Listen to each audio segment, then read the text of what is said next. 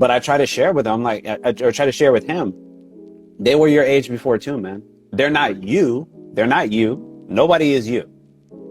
Right? So let's be clear. I'm not trying to say like, because I was your age, I know how you feel. No, I don't.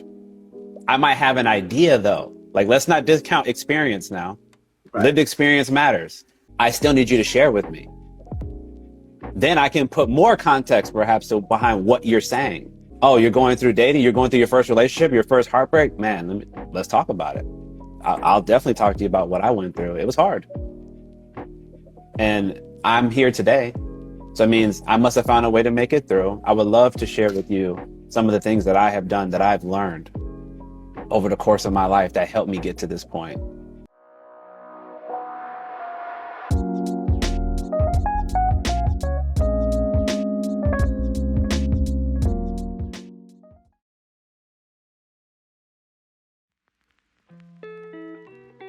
And I want to bring up something that I've learned recently as well, and that's something that actually my mentor taught me. But it's something that I feel like we all can work on. We say I know a lot, because especially since we live in this society where we're exposed to so much information, like even let's say opening up, we know that we got to open up, right?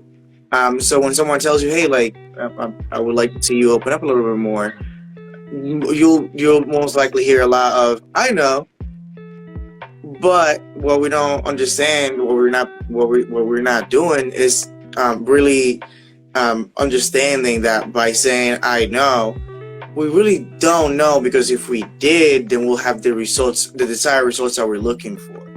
Correct. So rather than saying I know, we can even move to saying, hey, I'm aware of that. How can I implement it? Or I've heard of that. Is that actually something that could work for me? Asking questions is usually the best way to go about it. And moving away from even that phrase, I know, because most of us don't know. Most of us don't know, and that is okay. Like we mentioned in past talks, not knowing is okay. That's a perfect learning opportunity for us to find someone who does have more knowledge, who has experienced the situations, who has actually implemented things that has given them the results that we're searching for, and actually move from where we are to where we want to be. And honestly, many times we get to avoid so much suffering because you're learning from someone who actually can help you overcome or get past or get through where you're going through, in a way that's actually more helpful for your situation. So I like hearing you share your story. I was like, yeah, like I definitely get it. Especially teenagers. I think teenagers are very much like, I know everything. And they're like, my parents don't have internet, they don't have Google and stuff, or whatever it might be. I've heard it too many times. But realistically, we don't know. Like, we really don't. It's true. It's true, man. I try to make those connections too, you know, like I listen to, the parents talk, because I'm like kind of in between their age and his age. So I can appreciate both sides, also being a dad. But I try to share with them, or try to share with him. They were your age before too, man. They're not you. They're not you. Nobody is you. Right? So let's be clear. I'm not trying to say like, because I was your age, I know how you feel. No, I don't. I might have an idea though. Like, let's not discount experience now. Right. Lived experience matters. I was 16. You were 16. I have an idea of what you might be feeling, of what you might be going through. I still need you to share with me. Then I can put more context perhaps behind what you're saying. Oh, you're going through dating, you're going through your first relationship, your first heartbreak. Man, let's talk about it. I'll definitely talk to you about what I went through. It was hard. And I'm here today. So it means I must have found a way to make it through. I would love to share with you some of the things that I have done, that I've learned over the course of my life that helped me get to this point. Because there is light at the end of that tunnel, but you might not see it right now because you're in it. It's hard to see beyond that, when you're in the stuff. So I think there's absolutely value in trying to relate, to one another. And especially in this case, like we said, teenagers, thinking that not just that they know everything, but just unwilling to listen sometimes. And again, to be fair, he was self-proclaimed stubborn. Right. Not my okay. words. Right. He admitted. Many of us are stubborn. It's not just him. Many of us are stubborn. We're set in our ways. And again, for me, from the clinical side, I don't want to see us go through so much pain that we maybe don't have to. And again, I'm really talking to the men here. This is nothing against any women that are listening, but this is really to the guys, because we struggle with this the most. We have the most trouble here. Women are much better at this than we are, but we could be just as good as they do. But we have to understand that a lot of the circumstances we come from, they're not the most warm.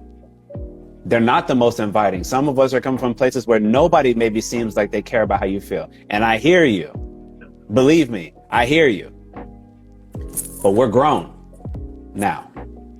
So whatever we had to deal with in the past, I understand it put us on this path. But we have to change things up now. For us. And then for those of us that want to build families, we want to work on it even more so, because we want the families that we want to build to be healthier than maybe what we dealt with when we were coming up. You want to add anything to that, Carlos? Honestly, yeah, I think that's amazing. And yeah, we are what our generation has been waiting for. Like it's really on us. Like many of us don't have that example per se of how to engage in those behaviors, are going to create those healthier families, who are going to allow or people to feel comfortable in sharing those feelings, emotions, or thoughts even. So it really is, it's our responsibility to make sure that we are better. It's our responsibility, and the important thing about responsibility is that it's up to us to take it in. Like you can decide if you want it to be a responsibility or not. You can just continue to do what generations have been doing before you, and most likely, let's be real, you're going to be creating the same pain that they created. Facts. But by us being more aware, by us being more intentional, by us being more open to receive and understand information that might feel uncomfortable in the moment, or it might even feel uncomfortable for a couple of weeks, honestly, especially once you're diving into yourself and like really like getting to know yourself a little bit better, we can create a better world for future generations, for the family that you might want to create, the people that are in your life right now. So yeah, I love that. I love that you bring that up. I think it's important for us to really take that responsibility, and I know how it can seem overwhelming to be like, okay, but I have so much stuff going on. You telling me I have another responsibility? I gotta represent my entire generation. I know it can seem like a lot, and that's okay. That's okay. That's something that we can work through. Right. But it is absolutely necessary, and you can start small. You don't have to jump like, all right, I'm going to solve everyone's problems. I'm going to still change the world. That's not what I'm saying here. Right. That's not what I'm saying here. That's pretty big. Yeah, that's pretty big. And it can take a lot of time, energy, and effort. But start small. Start doing those smaller things, like RJ says. Start sharing a little bit more about yourself. Do the hard work of being a little more vulnerable with the people that are around you, who you trust. Just a little bit. Share a little bit about how you feel. And most of the time, like, the beauty about opening up is that a lot of the time you'll realize that they've also been through something similar, or they know someone who has been through something similar. And then in many situations, you don't have to feel alone. You can start realizing more alike we are than different. And move away from that isolation. Move away from that isolation that is honestly completely unnecessary. Like, we really don't need to feel that way. No, it's true. And so many of us, do feel like that. That's why I tried to make that point earlier, especially the guys. But I want to hit on something else that you just said, something that I really try to live by. To your point about if you want to help try to maybe inspire change in the world. Like, we don't have to try to change the world, right? I think that that's a grand task that would make anybody feel overwhelmed. Yes. If you say, like, you are responsible for changing the world. Like, listen, man, I appreciate the confidence, but like, I don't think I could do that, right? So I don't want to put that pressure and anybody feel that kind of pressure. What I always say is, I feel like the best thing that we can do if we keep working on ourselves is to be the change that you want to see in the world. So if I want people to be more respectful, then I need to make sure I'm leading as much as I can with respect. If I want to have other men, for example, this is my goal, I want to help other men open up more, then I need to be willing to be open and vulnerable as often as not. Otherwise, it seems kind of hypocritical. Right? If I'm keeping everything boxed up and I'm like, yeah, but Carlos, tell me your whole life story. Give it to me, please. That doesn't seem like that's very congruent, you know? I want to help inspire people. If I want to do, like with you want people to be more consciously in charge of their health, right?